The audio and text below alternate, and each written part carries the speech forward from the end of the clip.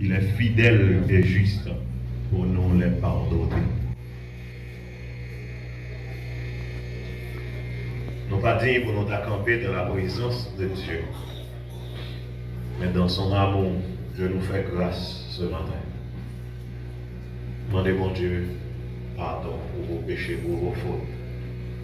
La Bible dit, venez et plaidons, si nos péchés sont rouges comme le cramoisi. Mon Dieu capable de faire au blanc comme la neige. Demandez mon Dieu grâce, demandez mon Dieu pardon. C'est un Dieu de miséricorde, c'est un Dieu de compassion, c'est un Dieu d'amour, mais c'est également un Dieu qui se révèle un feu dévorant. Alléluia. Demandez mon Dieu grâce ce matin. Demandez mon Dieu pitié. Demandez mon Dieu exercer compassion envers nous. Parce que mon Dieu est capable. Nos péchés sont comme des fardeaux sur nos épaules. Mais on t'a dit par un fardeau que Jésus va apporter. Gloire à Dieu.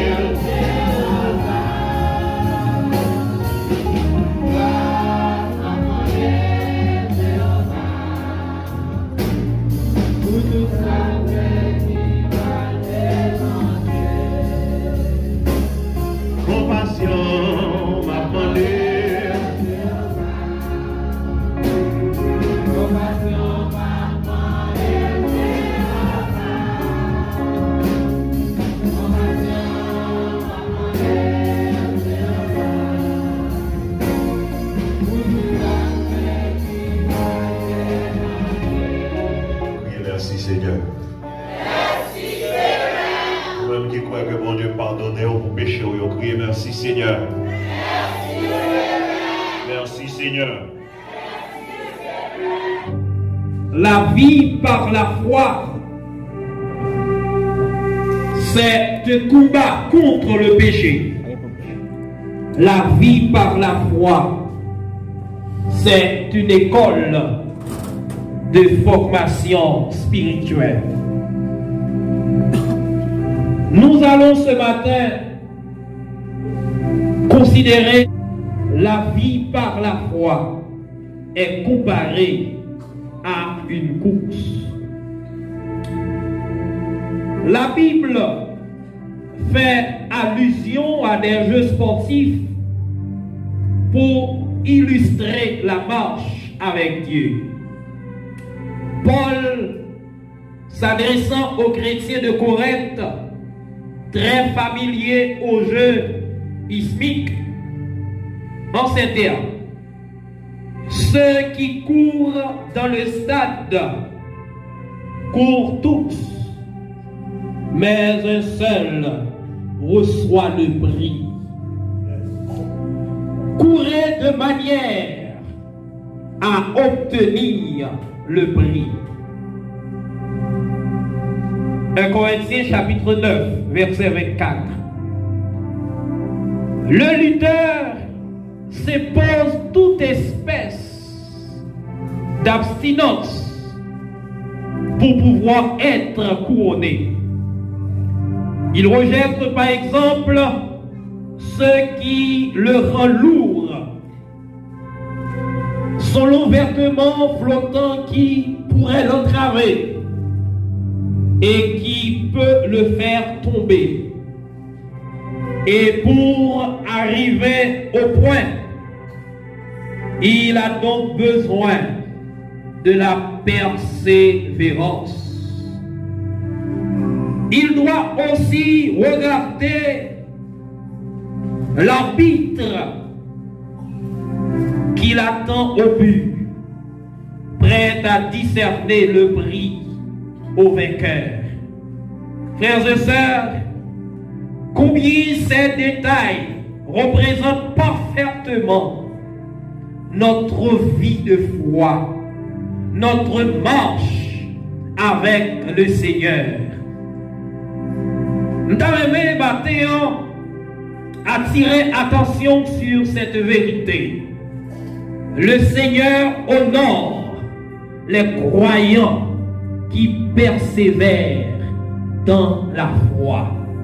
Le Seigneur honore les croyants qui persévèrent dans la foi. Cependant, pour remporter le prix de la vocation céleste, certaines conditions s'imposent. Premièrement, pour remporter le prix de la vocation céleste, il faut se discipliner comme l'athlète. Et Paul, toujours dans 1 Corinthiens chapitre 9,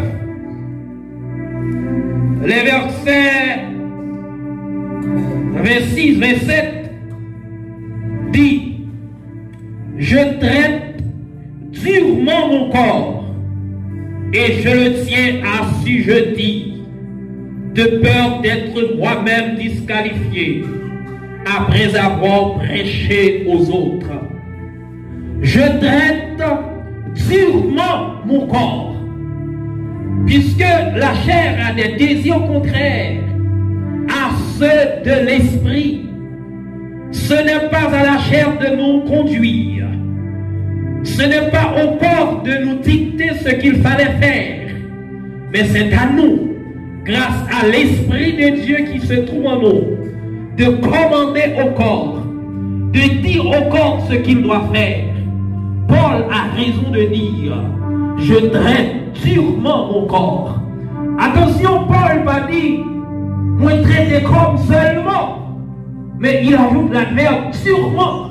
C'est pour dire que il s'impose une discipline très stricte, car l'athlète n'est pas couronné s'il n'a pas combattu suivant les règles. 2 Timothée chapitre 2, verset 5. Dans sa jeunesse, on raconte l'histoire d'Hercule. Hercule, c'est un vieux personnage de la légende grecque. Un jour, arriva à un carrefour, Hercule, pas de comme ça volonté fait. deux jeunes filles s'offrirent à lui son service, au fin de lui montrer le chemin. L'une de ces deux jeunes filles, très belle, très séduisante, promettent à Hercule jouissance et plaisir.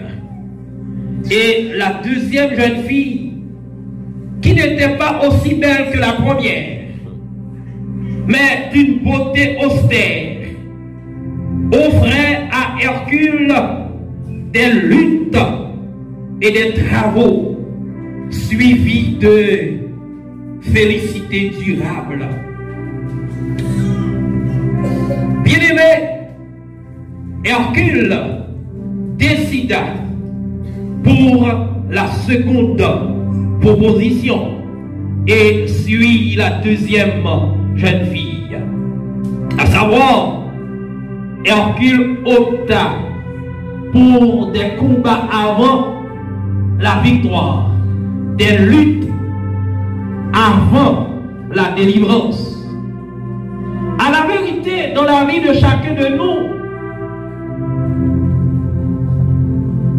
il y a deux voies. La voie des passions et la voie de la vertu. Le plus souvent, la fille de la passion nous offre plaisir, jouissance. Et la fille de la vertu, qui n'est pas aussi facile, lui offrir nos combats et luttes. Cependant, avant de choisir, nous devons considérer résultat.